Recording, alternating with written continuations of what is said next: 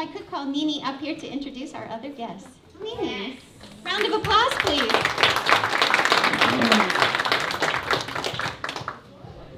How's everybody doing? Good. She's been working hard on giving back to the community. She's from Burundi. She helps a lot of kids from Burundi. She gets donation and sends back to Africa, and she travels there. By the way, she's only 17. She's senior, and she has a bright future. And I want to introduce her here before we continue with our real event. Aisha, if you can come over here and share.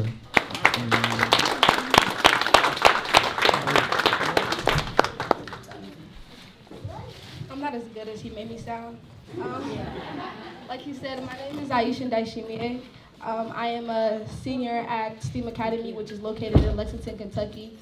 Like he said, I am the president of a nonprofit called Backpack Payback, and today I'm here with my Vice President Nima Eileen. Can you guys please give her a round of applause?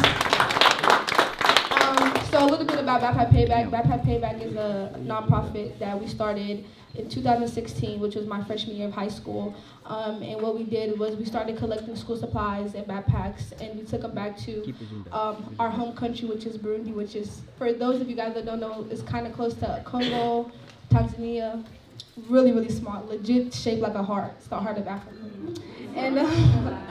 And so far we have been able to provide 600 students with backpacks, about 300 students with shoes, and recently Toyota donated 20 laptops, so we were able to provide the first public school ever with technology.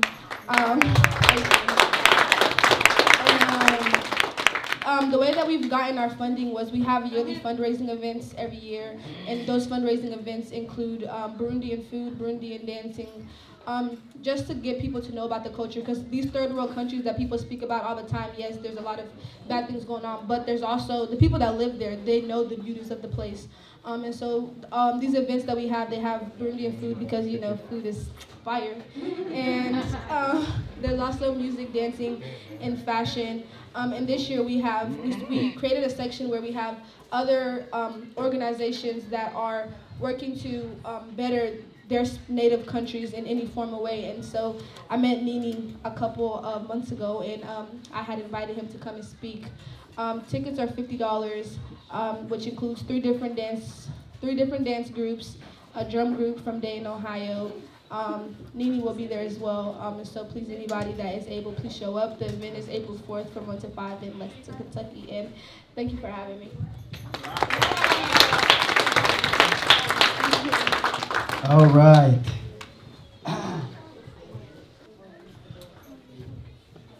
So I want to begin by saying whether you decide or don't decide to make a difference or not, it is up to you. The choice is yours.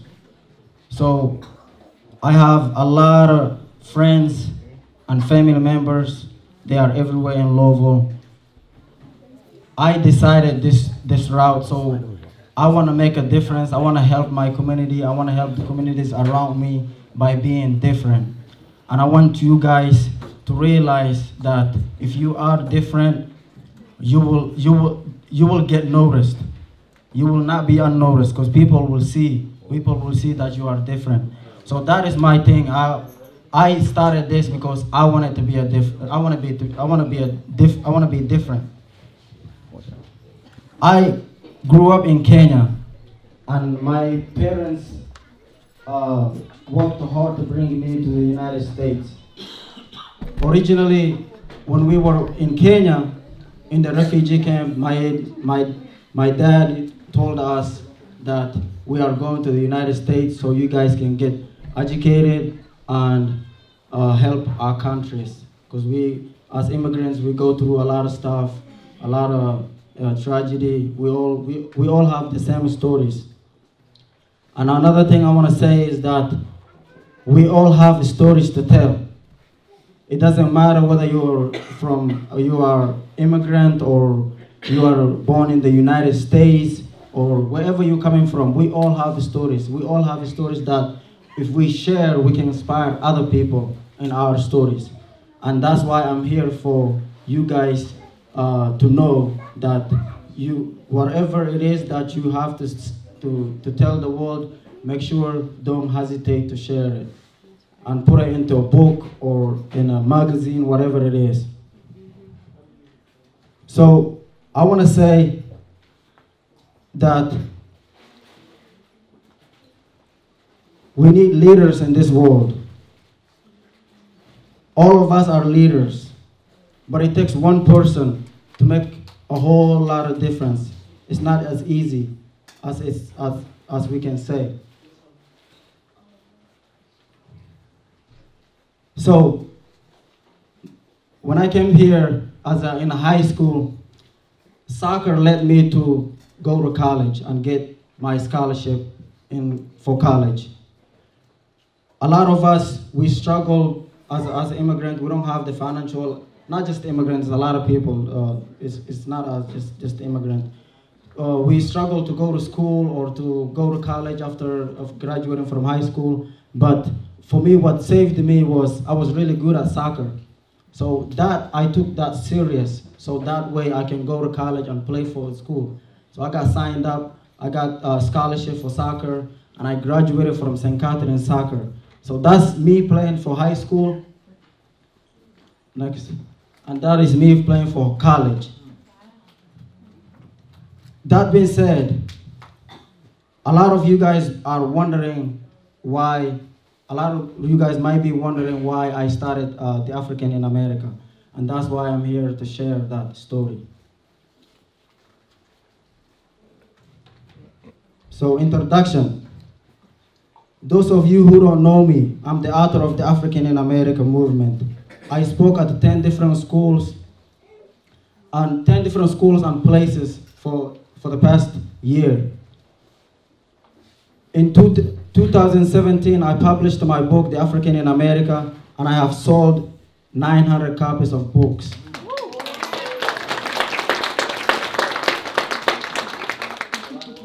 And that's just the beginning. I also have my design that's called The African in America, the shirts, you can see it outside. And I sold 1,200 copies of those shirts.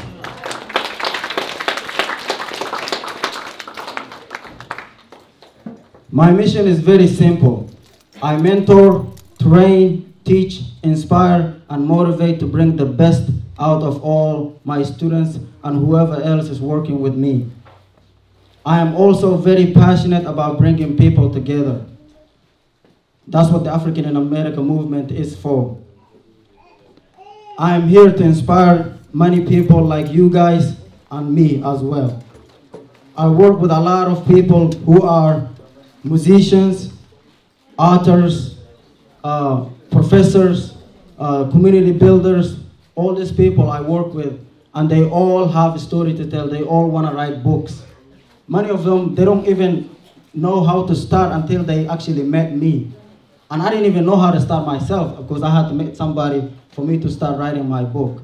So I inspired all these people to write their books. So far, I have helped 5 people write their own books, and 2 of them already published their book.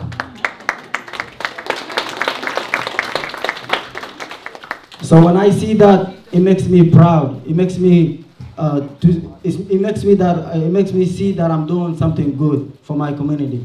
And that's just a little people. There are more people who want to write books, but they don't know how to go about. Because there's a lot of tough roads you got to go through to actually publish that one book you see. And you know, a lot of people, you know, when you tell them, hey, I'm only selling it for $20, they go, oh my gosh, $20 is a lot of money. You know, but they don't know how hard it is to actually put that book in front of you. It takes a lot. And I wrote that book for one reason, and that is to tell my story and inspire other people to write books as well. You must be wondering what made me choose, or how did I come up with the African in America? And I'm here to share that with you. I came up with the African in America for 2 reasons. Reason number one, when I was in high school, I was bullied by black Americans or African Americans, whichever you want to call it. I did not understand why, as I felt like I should be welcomed and help me to succeed in school. That all was happening. One day I came crying to my dad. I said, Dad, everybody at the school is bullying me. And and my dad encouraged me not to get in trouble at the school. He said, if you fight, you're gonna go to jail. If you get in trouble, you're gonna get suspended. So I was trying so hard to not get in trouble and to not get kicked out of school, because I was a little troublemaker myself in Africa. So I did not want to bring that to the school.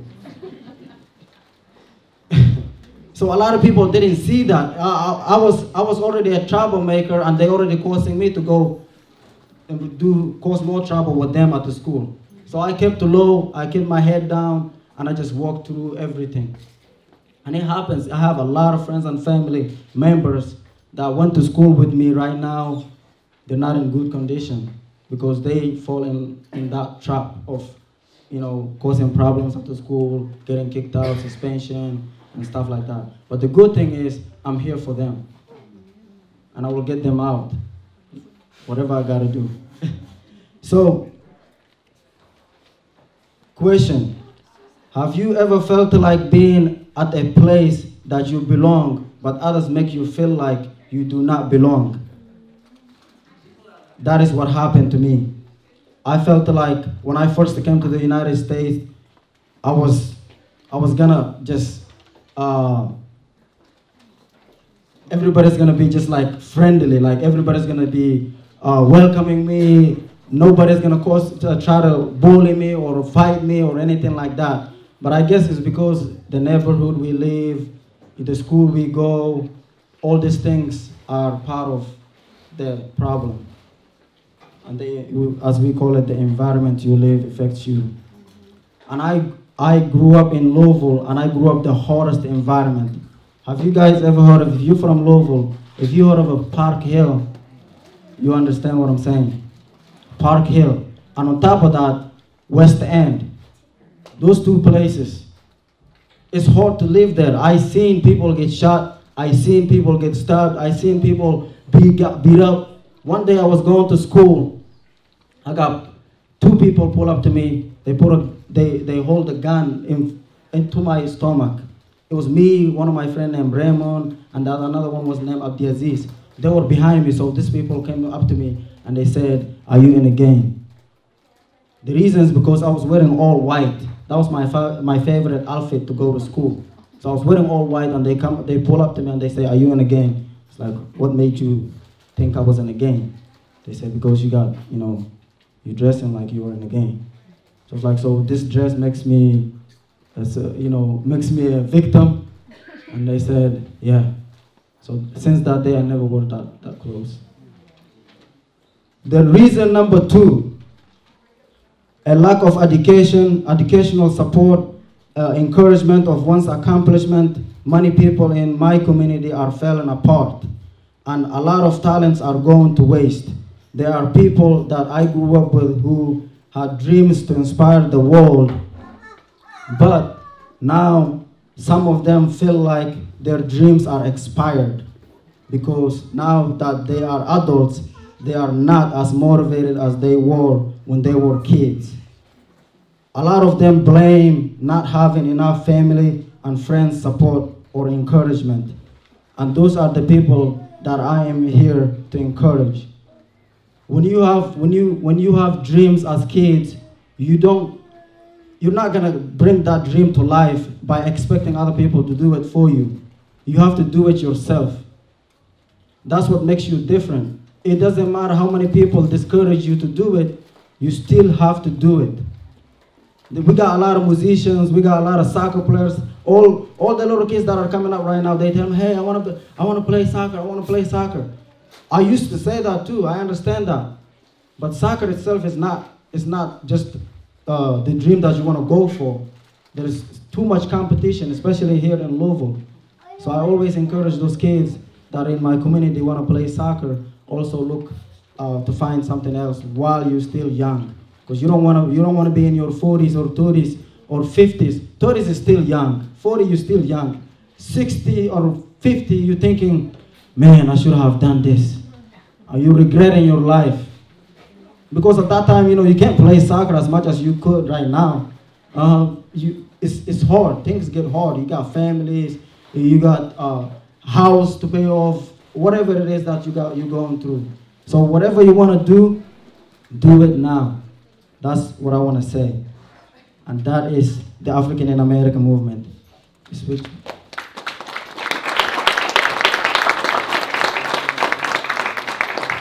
And for those of you who haven't seen my book, this is what my book looks like. You can find it on Amazon. My dream is to become an author of 9 books in 5 years. I already got 3 of them.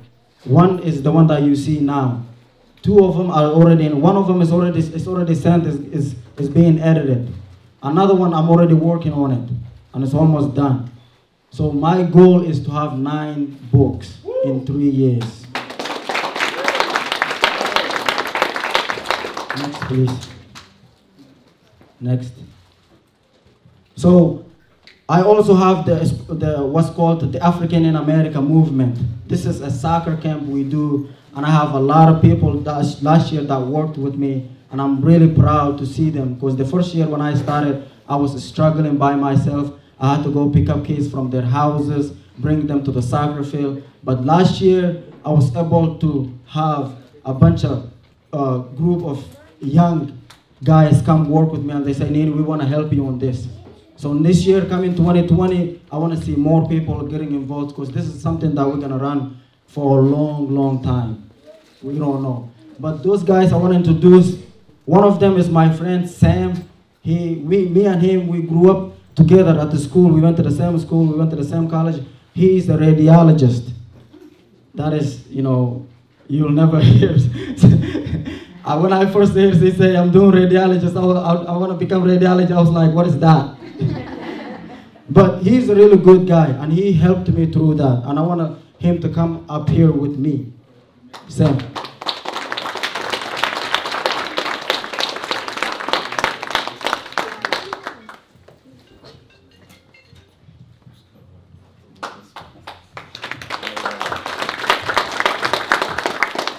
So these are the groups that we worked with in 2018. Next, please. And these are the same group we work with every summer. This is a free program for them. Next. And this is for 2019, and that is Sam right here. I just wanted to put him on a spot a little bit. And that's Sam.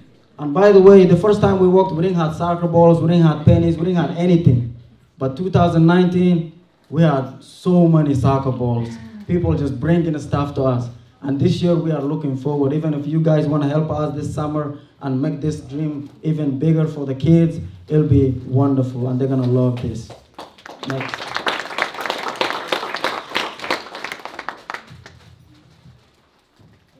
And that is, the news came to interview us, and this is what it is. I'm not saying you're not tired. I know you're tired. Try your best, and you got this. Okay, let's go. Go. I do this because I want to build something in this community. When I say go, you're doing this. Nini Muhammad spent this summer working with kids by helping them develop their soccer skills 3 days a week. These kids love soccer. And they love learning from Nini. It's helping me to be soccer. Let's go, let's go, let's go. This was the second summer in a row that Nini held this camp, free for kids ages 8 to 14. They want to be here as much as I want to be here. Nini would even make sure the kids got to William Harrison Park if they had no way to get there. He would drive to their homes each morning to pick up many of the kids. I want to develop them, into where, like, when they go to middle school or high school, whichever school they go into, they already know at least the little development of they got to do to get there. But But his camp went beyond soccer. His main goal was to teach the young soccer stars life skills. I try to tell them, all of them, like, you know, nothing is easy in life. Everything you gotta work hard for. The reward for Nini will be to see what these kids become down the road. We just wanna build that kind of motivational in them, so that way when they get to our age, they doing something different too, and then they help our city and the community. Andrew Chernoff, WLKY Sports.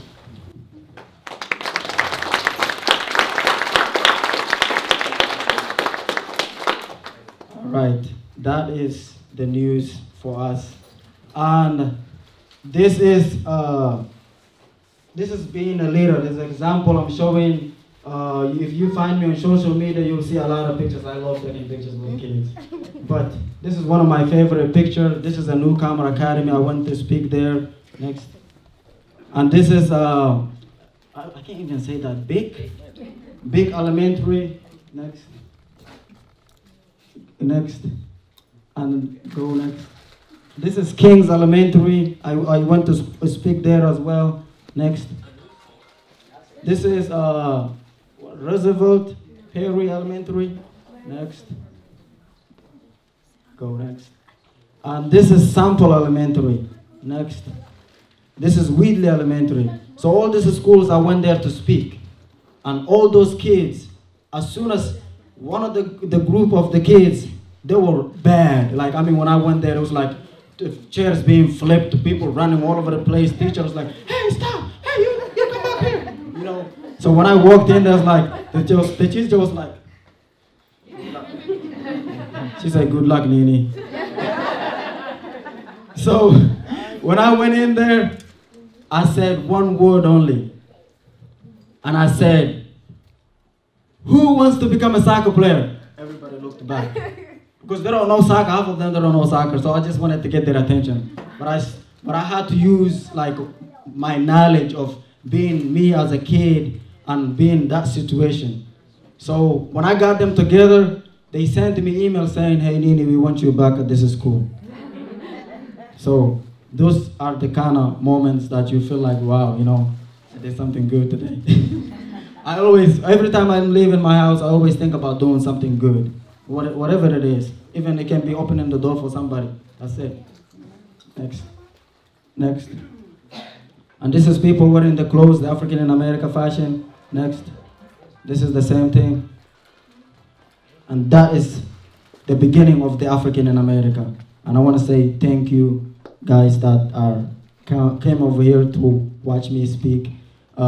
If you didn't like me speaking, I don't know what to tell you.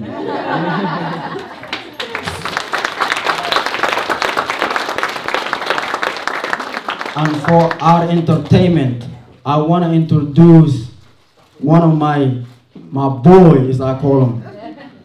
His name is Omari K. This guy was a big help in terms of pushing the movement of the African in America. He was one of the guys that actually did a video of his songs, because he's a singer. So I told him, yo, Omari, man, you gotta help me, man. You know, I need this design for people to see it, so they know what we are doing. So Omari, he made a song, and he wore my shirts, and he made a video out of it. And I wanted him to come over here and to show you guys his skills of singing. I can't sing, by the way. All right, Omari, the stage is yours. How's everybody doing today? All right. My name is Omari K. If you guys didn't know me, my name is Omari K. I was born in Somalia. I mean, my parents don't even know if I was born in Somalia or not. But anyways, came to Kenya refugee camp 1991. And ever since then, it's just been a lovely home for me, really. I don't tell people that I'm from Somalia because my parents don't even know whether I was born in Somalia or not. But, because I can't tell you anything about Somalia anyways. So, my entire life, I've been in Kenya refugee camp. And you know, it's been crazy over there. But anyways, I went back home, Kenya, last year, 2019. And when I was in the bus, I received a message from Miss Sophie asking me to do a little story about my trip back home. And unfortunately, I was unable to do it for busy family and work and all that. But I'm glad to be here right now, and I'm glad to see all of you guys over here. It's amazing. This is really amazing. I've been doing music, for those of you who didn't know, I've been doing music for 3 years. Music takes me out of trouble. Music saved my life. Music is pretty much everything. I don't smoke, I don't drink, I don't do none of the crazy stuff. Music's everything. And one of my very famous songs called Chivineni, it's been dropped 2 years ago. So I'm gonna go ahead and turn that guy over there onto, and after that, I'm performing. After that, I'm gonna share a video that I did back home while I was in Africa on the projector here, so you guys can see and experience how it is back home. Really. Mr. Marquet, what? Mr. Bunter in the building. And if you can dance, you can dance on the chair too. Chivineni, Chivineni, Buyangu Chivineni, Jamani Chivineni, Nero si Chivineni. Chivineni, Chivineni, Mwanetu Chivineni, Omari Chivineni, Yero Wasolo Chivineni. Mwanetu kupendeza, Mwanetu awefenya, Mwanetu furaika, Vunetu na edenga, Wanetu chidenganye, Wayangu Chivineni. Wandu wase walonga, Amtao wana, na hojero mwibula, Wamama wavina, wazana wavina, Eba vina, wali wavina, Basi Chivineni. Chivineni, Chivineni, Buyangu Chivineni, Jamani Chivineni, Nero si Chivineni. Chivineni, Chivineni, Mwanetu Chivineni, Omari Chivineni, Yero Wasolo Chivineni. Wameoana leo, sisi tunacheka. Vineni, vineni, venyeni mameseka. Wasolo kwa furaha, wanawatana mwereke. Mwanachicha ni waya mpendi.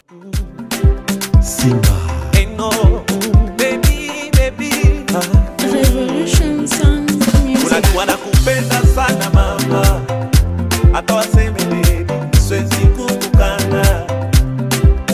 Unajua nakupenda sana mama, hata waseme baby, siwezi kukukana. Zama saa zimeshapita baby, sina mwingine mwingine ndo atape. Zama saa zimeshapita baby, sina mwingine mama, mwingine ndo atape. Napenda sura ya, napenda pole wa, pia na tabia ya, kutia baby. Napenda mdomo wa, napenda macho ya, napenda pole wa, pia mama. Anto baby, wewe ni wangu. Go and subscribe, so every time he drops a new song, it'll come right into your phone. And then you don't have to worry about where he at. If he got a new song yet, you know, you don't got to be looking for him. But I want to say thank you for coming. Thank all of you. It's not easy to be in front of you guys. It's really not. It takes a lot of work. The first time I spoke to people in front of people, I was really nervous. Like I was sweating. And people couldn't, the air condition was cold in the room, but I was sweating. I was like, oh my gosh, you know. But now, you know, the more I do it, the more it becomes like it's like a second nature for me. And this is not, I'm not here to just brag about my story, because I understand we all have stories to tell. Like I said in the beginning, don't hesitate to tell it, because you don't know who you're gonna help. I might not help you guys sitting over here, but there's somebody out there that will benefit my story. And it will benefit your story the same way it will benefit mine. So please and please, if you haven't or got a hold of my book, sadly I don't have all the copies, because like as soon as I ordered it, they all gone. Like people did pre-order, and I can do that. Or also you can go to Amazon and just type The African in America by Nini Muhammad, it'll pop up. And then you can get it from there. It is really good book. Even I read it myself, and I couldn't believe that I actually wrote that book. I was like, Nini, maybe that's not you. Who wrote that book? You know? So that's what I'm saying. And it's like stories after stories. It's like you never. I sold it to a lady. She read it in 2 hours, and she sent me an email saying, Nini, I just finished your book. I was like, what? That was 250 pages. How did you finish it in 2 hours? She said, because it was a good book. And I was like, thank you. So I'm pretty sure you all gonna enjoy. Thank you. Last thing I wanna say, I'm almost forgetting. I also have the shirts. This is the African in America shirts. These shirts represent everybody in the community. It doesn't matter what origin you're coming from, because I believe we all started somewhere. Revolution Sound Music. Unajua nakupenda sana mama, hata waseme baby, siwezi kukukana. Unajua nakupenda sana mama, hata waseme baby, siwezi kukukana. Zama saa zimeshapita baby, sina mwingine mwingine ndo atape. Zama saa zimeshapita baby,